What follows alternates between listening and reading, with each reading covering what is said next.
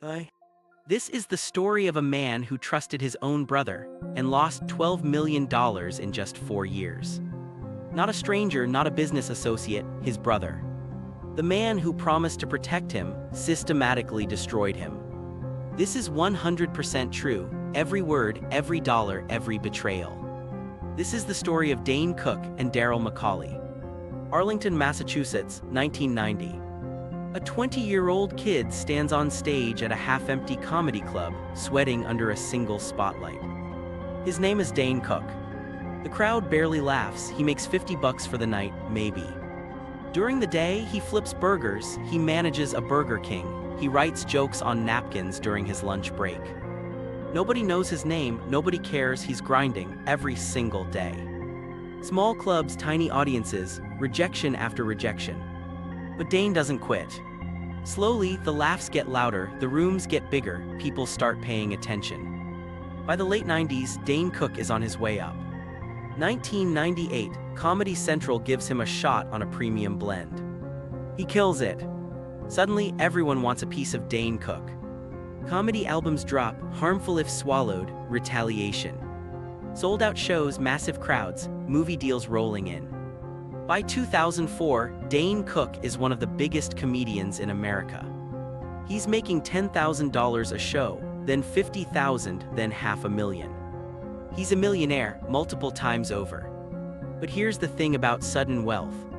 You need someone to manage it. Someone you can trust. Meet Darryl McCauley, Dane's half-brother. Here's the irony, Darryl used to be Dane's boss at Burger King back in the day. Now the tables have turned.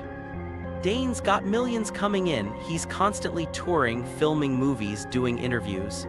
He doesn't have time to manage bank accounts and business paperwork. He needs help. So he turns to family. Who else can you trust if not your own brother? Darryl says, "I'll handle everything bro, family first." In the late 90s, Darryl becomes Dane's business manager, official title, legal authority. Dane pays him $12,500 every month. A handshake, a signature, trust. Dane had no idea, he just handed the keys to a vault to the person who would rob him blind. 2000 to 2004, Dane Cook is unstoppable. Madison Square Garden sold out. Movies Employee of the Month, Good Luck Chuck, box office hits. Money is pouring in. And Darryl, he's handling it all, managing the emails, the merchandise deals, the finances. Dane trusts him completely. Phone rings. Dane, "Hey Darryl, how are the finances looking?" Darryl, "Great bro, everything's perfect, don't worry about a thing." And Dane doesn't worry. Why would he? It's his brother. Here's what Dane didn't know. Darryl had full access, complete control, every account, every transaction. On paper, authorized signer, Darryl McCauley. Dane's busy, touring 300 days a year, filming in Los Angeles, living the dream. Meanwhile, Darryl's alone in the office at night. And he makes his first move. $5,000 just a test. Nobody notices. He waits a week, 2 weeks, nothing. No red flags, no questions. And that's when Darryl realizes he can take whatever he wants. 2004, the stealing begins. First it's small, 50,000 here, 100,000 there. Then it gets bigger. He enters Cadillacs for him and his wife, Erica. A property in York Beach, Maine, $1.7 million. Florida restaurant investments, $2 million. Jewelry for Erica, hundreds of thousands of dollars in diamonds and gold. And the best part, Darryl's using Dane's money to pay his own mortgage. Vacations, lavish dinners, designer clothes. All funded by the brother who trusted him. Dane has no idea. Darryl gets sophisticated. He creates fake invoices, shell companies, business expenses that don't exist. Bank statements doctored. Financial reports fabricated. Phone rings again. Dane, everything good with the accounts. Darryl, yep, all under control bro. From 2004 to 2008, Darryl systematically loots Dane Cook's fortune. Every day, every week, every month. And nobody questions anything. December 2008, Los Angeles. Dane's career is at its peak, but he's thinking about the future. He decides to consolidate his business operations, move everything to LA, hire a new business manager. He calls Darryl. Hey, I'm moving operations to LA. I need to see all the books, financial records, everything. Darryl hesitates. Why everything's fine here? I know, but I just want to streamline, send me everything. Darryl hangs up. And for the first time in 4 years, he panics. Days pass, no documents. Dane's new manager calls. Where are the financial records? Darryl makes excuses. Files are being organized. My computer crashed. I need more time. Weeks go by, still nothing. Dane's getting suspicious now. He brings in a lawyer. The lawyer calls Darryl directly. We need those records now. Darryl knows the walls are closing in. December 17, 2008, Boston, Massachusetts. Darryl walks into a Bank of America in downtown Boston. He has one last chance, one final score. He writes a check, $3 million. He forges Dane's signature. The bank teller processes it. Darryl fills a duffel bag with cash. He rushes to South Station, boards a train heading out of state. And for the next few days, a cross-country spending spree. Darryl McCauley just stole $3 million in one day. Back in Los Angeles, Dane's lawyer is finally reviewing partial records. He's running the numbers. Adding, subtracting, cross-referencing. And the numbers don't match. He checks the business account. $7 million missing. He checks Dane's personal account. $5 million gone. Total $12 million. Dane can't believe it. It's my brother, there must be a mistake. He calls Darryl. No answer. He calls again. Straight to voicemail. Days pass. Still no contact. December 2008, Dane and his lawyer contact the Massachusetts Attorney General. The Massachusetts State Police open an investigation. Forensic accountants examine the records. And they uncover everything. Transfers to personal accounts. Forged checks. False invoices. Property purchases in Maine. Restaurant investments in Florida. Jewelry, vacations, mortgages. A warrant is issued for Darryl's arrest.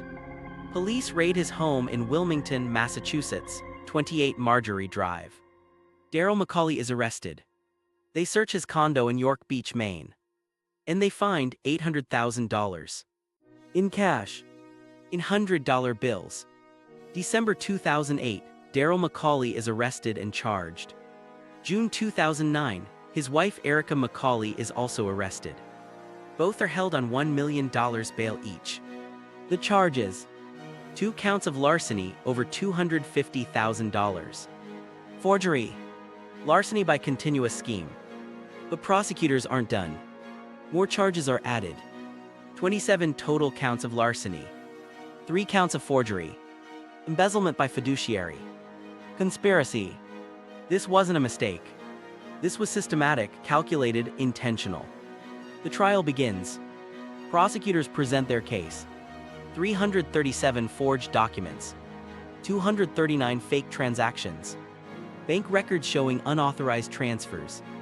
Property deeds purchased with stolen funds. Restaurant investment papers. Jewelry receipts totaling hundreds of thousands. The timeline: March 2004 to December 2008. 4 years of theft. Over $12 million. Darryl's defense tries to claim he had authorization as a business partner. The prosecution destroys that argument. This was systematic theft, this was betrayal, this was greed. October 13, 2010. Darryl McCauley pleads guilty to all 27 counts. The judge doesn't hold back. This was absolute greed. Attorney General Martha Coakley stated, "He abused his position, he abused his family, he abused trust." Darryl McCauley is sentenced to 5 to 6 years in state prison, 16 years of probation after release. Ordered to pay $12 million in restitution. All properties purchased with stolen money forfeited. His wife Erica McCauley receives 2.5 to 3 years in state prison, 13 years probation. Ordered to pay $10.8 million in restitution. All jewelry, homes, and cars forfeited. But here's the twist. Dane had to pay taxes on the stolen money. The IRS claimed the recovered funds were taxable income.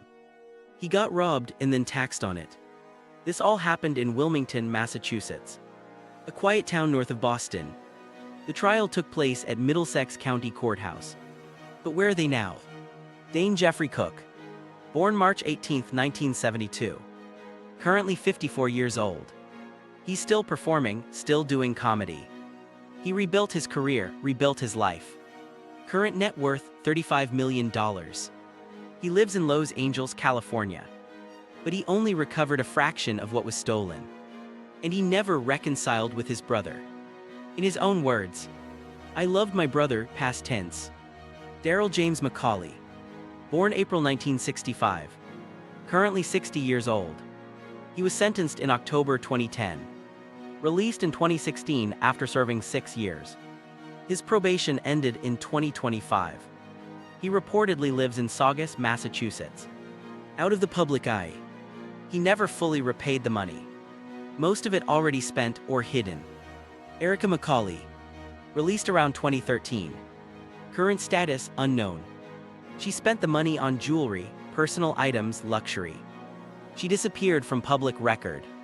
Total stolen, over $12 million. Time period, 4 years, 2004 to 2008. Properties purchased: a Maine resort, Florida restaurants, multiple homes. Dane's monthly payments to Darryl, $12,500. Relationship status: no contact since 2008. Family greed, betrayal. The money was never fully recovered. And Darryl McCauley. He walks free today.